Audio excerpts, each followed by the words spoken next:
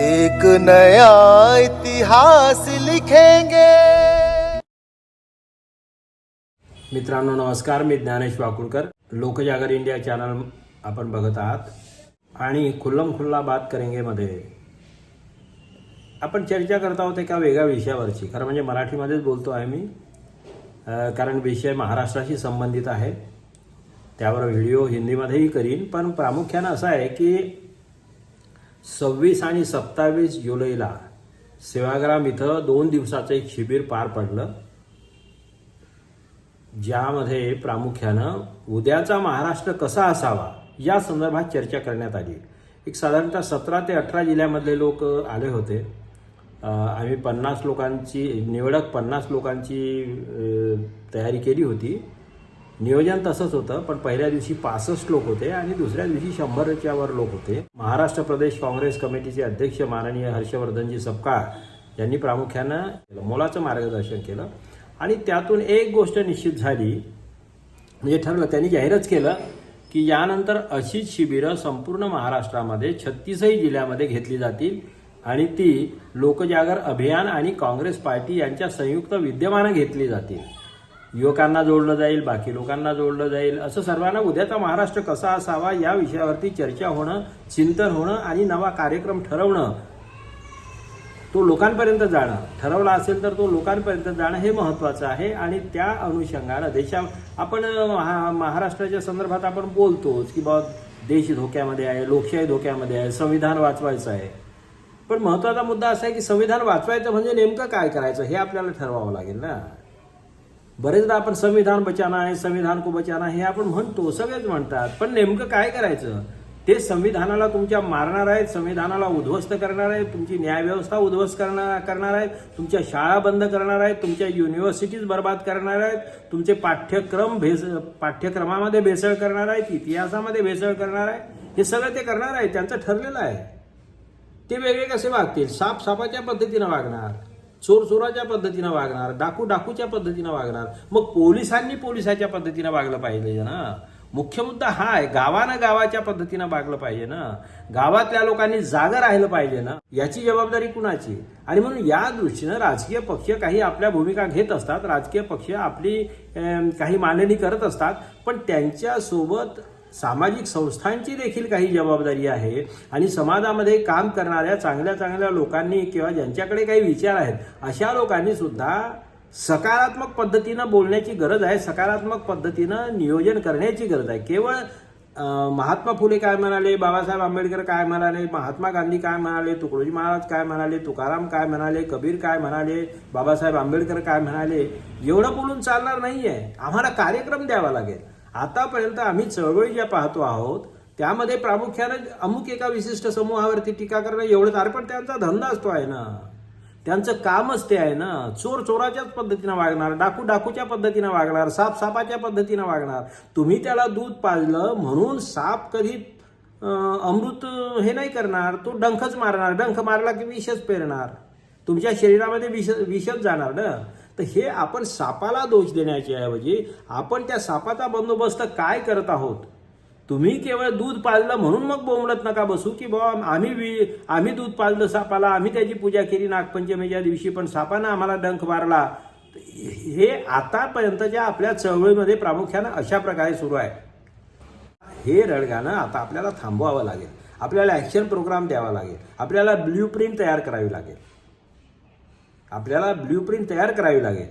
अडचणी आहेत, समस्या आहेत, प्रॉब्लेम्स आहेत, आव्हानं आहेत, पण या आव्हानाच्यासाठी आमच्याकडे काही सोल्युशन असलं पाहिजे ना. नाही तर शरणागती पत्करावी लागेल. तर ज्यांच्यामध्ये ताकद नव्हती, जे विकाऊ होते ते गेले ना, ते पळालेसे, ते गेले, त्यांच्याबद्दल काय ओरडत बसून चालणार नाही ना. केवळ त्यांच्या नावानं बोंब ठोकून काय होणार आहे? तुम्ही लढाई जिंकणार आहात का? म्हणून मग आम्हाला नवी फळी तयार करायची आहे. लोकजागरण हे ठरवलेलं आहे की महाराष्ट्रामध्ये एक अशी युवकांची नवी फळी तयार करायची, युवकांची नवी फळी तयार करायची की ज्यांच्याकडे शिक्षणाच्या बद्दल काही विचार असेल, आरोग्याच्या बद्दल काही विचार असेल, शेतीच्या बद्दल काही कॉन्क्रीट विचार असेल. केवळ टीका टिप्पणी नाही, उद्योगाच्या बद्दल काही विचार असतील, महिलांच्या बद्दल काही नियोजन असेल, युवकांच्या बद्दल काही नियोजन असेल, न्याय व्यवस्थेच्या दुरुस्तीबद्दल काही असेल, राजकारणाच्या बद्दल काय असेल, धर्मकारणाच्या बद्दल काय असेल, समाजकारणाच्या बद्दल काय असेल, साहित्य आणि संस्कृतीच्या बाबतीत काय असेल, कल्चरल प्रोग्रामच्या संदर्भात काही असेल, तर या पद्धतीची फळी निर्माण करण्याचं काम लोकजागर अभियानच्या वतीनं आम्ही करणार आहोत. आणि प्रामुख्यानं अतिशय चांगली गोष्ट आहे की महाराष्ट्राला लाभलेले महाराष्ट्र प्रदेश काँग्रेसचे अध्यक्ष हर्षवर्धन सपकाळ साहेब यांनी आम्हाला भरभरून शुभेच्छा दिल्या. केवळ शुभेच्छा नव्हे तर त्यांनी सांगितलं की यानंतरची शिबिरं आपण महाराष्ट्र प्रदेश काँग्रेस कमिटी आणि लोकजागर अभियान यांच्या संयुक्त विद्यमानं घेऊया, संपूर्ण महाराष्ट्रामध्ये मिळून हे शिबिरं घेऊया आणि यातून ज्या लोकांना राजकारणामध्ये प्रवेश करायचा असेल, ज्या लोकांना राजकीय क्षेत्रामध्ये काम करायचं असेल अशा लोकांची भरती करूया एक प्रकारे कारण एकदा तो इथून तयार झाला आणि त्याने राजकारण करण्याचा प्रत्येकाला अधिकार आहे ना.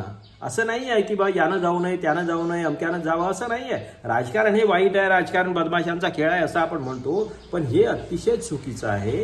राजकारणामध्ये बदमाश लोक आहेत हे मान्य आहे, पण सगळेच बदमाश असतात असंही नाही आहे. आणि मग सज्जन लोकांच्या पाठीची ताकद उभी करण्याचं काम कोण करणार, ते तुम्ही आम्ही केली पाहिजे ना.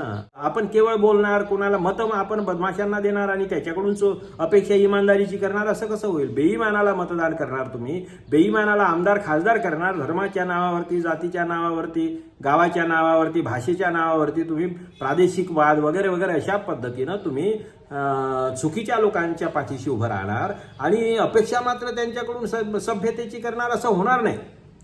असं होणार नाही. लोकजागरचा हा विचार आहे आणि त्याच्यामुळे सुरुवात स्वतःपासूनच करावी, स्वतःपासून सुरुवात करावी लागेल. आणि म्हणून मग उद्याचा महाराष्ट्र कसा असावा या संदर्भात बोलायचं झालं तर उद्याचा महाराष्ट्र कसा असावा तर आम्ही म्हणतो तसा असावा, हे आम्हाला सांगता आलं पाहिजे.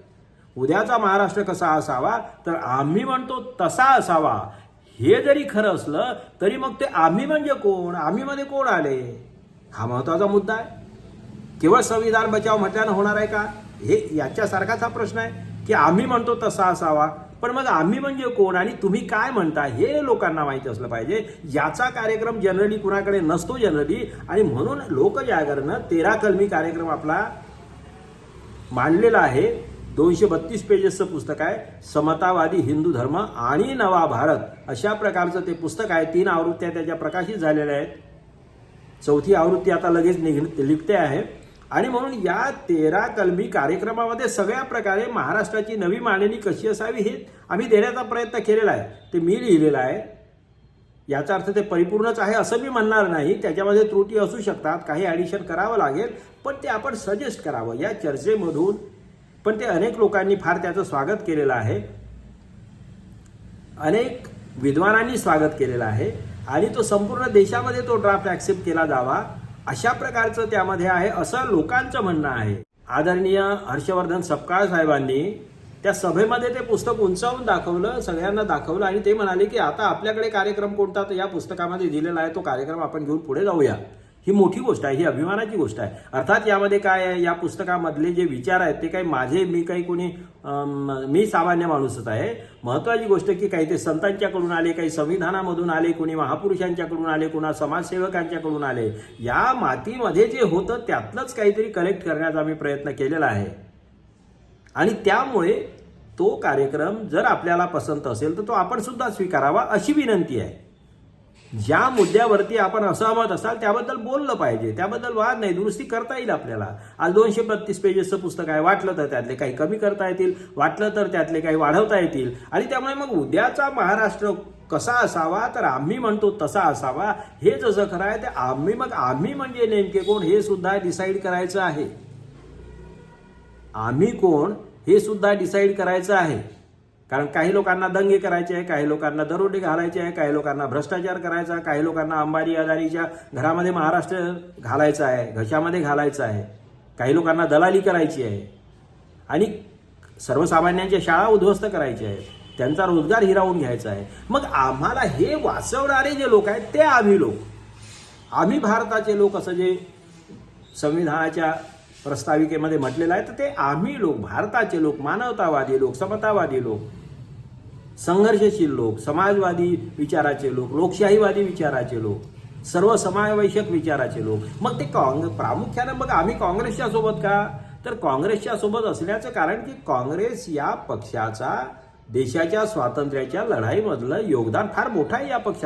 या पक्षाचा इतिहास मोठा आहे. महात्मा गांधी सारखे मोठे मोठे नेते, सुभाषचंद्र बोसही त्या पक्षाचे नेते होते, सरदार वल्लभभाई पटेल होते, शास्त्रीजी होते, पंडित जवाहरलाल नेहरू होते, अनेक लोक, इंदिराजी होत्या, राजीव गांधीजी त्या पक्षाचे होते, सोनियाजी काही अध्यक्ष होत्या, नेत्या आहेत त्या, आता राहुलजी आहेत. हे सगळे लोक विचार करतात. काही त्रुटी राहिल्या नसतील असं मला म्हणायचं नाही. एका रातून ज्या पद्धतीनं पंडित जवाहरलाल नेहरूंच्या हातामध्ये जो उद्ध्वस्त झालेला देश मिळाला, 650 वर्ष आधी मुघलांचं राज्य होतं, त्यानंतर समजा साधारणतः 150 वर्ष इंग्रजांचं राज्य, 800 वर्ष दुसऱ्याच्या राजवटीमध्ये असलेला 650 तुकड्यामध्ये विखुरलेले 650 तुकडे एकत्र पंडित जवाहरलाल नेहरूंच्या हातामध्ये देण्यात आले पंतप्रधान म्हणून. आणि त्याचं संविधान लिहिताना 299 सदस्य होते. त्या सदस्यांनी 2 वर्षपर्यंत मेहनत करून बाबासाहेब आंबेडकरांच्या नेतृत्वामध्ये रात्रंदिवस मेहनत करून जे संविधान दिलं आपल्याला, ते संविधान वाचवायचं म्हणजे या सगळ्या संस्था वाचवायच्या, न्याय व्यवस्था वाचवायची, शिक्षण व्यवस्था वाचवायची, मानवतावाद, समतावाद, लोकशाही वाचवायची. आणि मग ती वाचवण्यासाठी काय करायचं याच्या संदर्भात आम्ही शिबिरामध्ये बोलणार आहोत. पहिलं शिबिर अतिशय चांगलं झालं. मी सांगितल्याप्रमाणे अतिशय चांगला प्रतिसाद, धो पाऊस असताना सुद्धा अतिशय चांगला प्रतिसाद. आम्ही अपेक्षा केल्यापेक्षा जास्त लोक आले, डबल लोक आले जवळपास. आणि माननीय अध्यक्ष महोदय हर्षवर्धनजी सपकाळ यांनी सुद्धा त्यामध्ये अतिशय समाधान व्यक्त केलं. याचा आम्हाला आनंद आहे.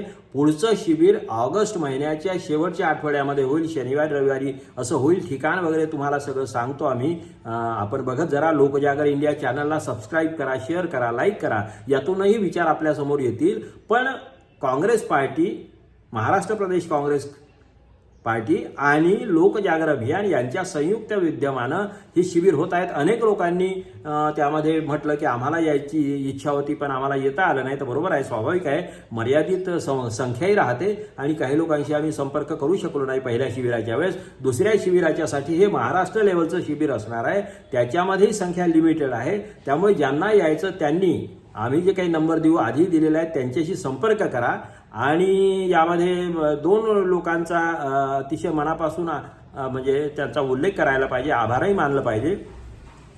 न्यायमूर्ती कोळसे पाटील हे म्हणाले की मला का बोलावलं नाही, आणि त्यांनी आशीर्वाद दिले भरभरून. काल फोनवरती बोलणं झालं, त्यांनी स्वतःहून फोन केला होता आणि त्यांचं स्वागत करतो. त्यांनी आम्हाला आमची हिंमत वाढवली, त्याबद्दल त्यांचे आभारही मानतो. निरंजन टकले जे मोठे पत्रकार आहेत, देशामधले मोठे पत्रकार, इंटरनॅशनल लेवलचे, जीवावर उधार घेऊन पत्रकारिता करणारे निरंजन टकले, ते म्हणाले की मला सुद्धा सहभागी व्हायचं आहे. काही लोक सहभागी, आणखी काही लोकांची नावं आहेत, तर ती आपल्याला वेळोवेळी सांगू आम्ही.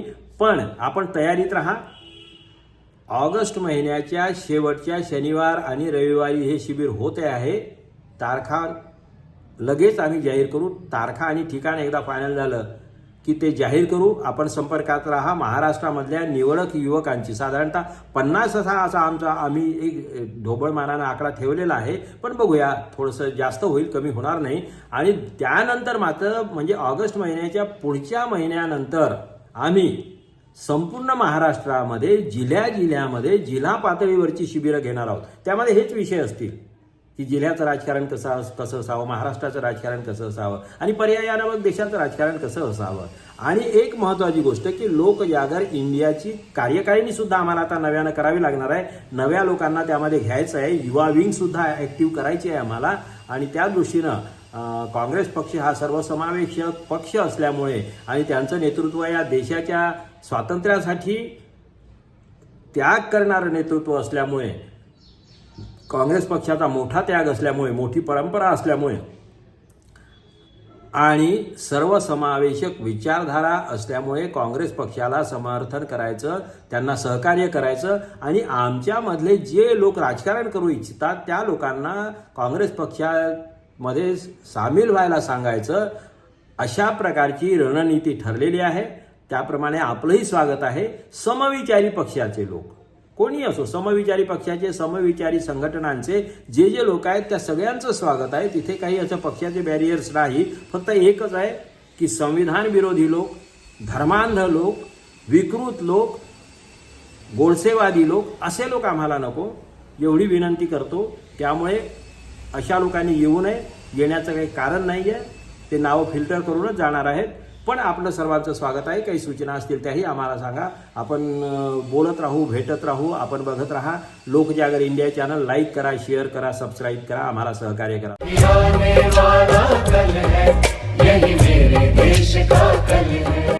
एक नया इतिहास लिखेंगे.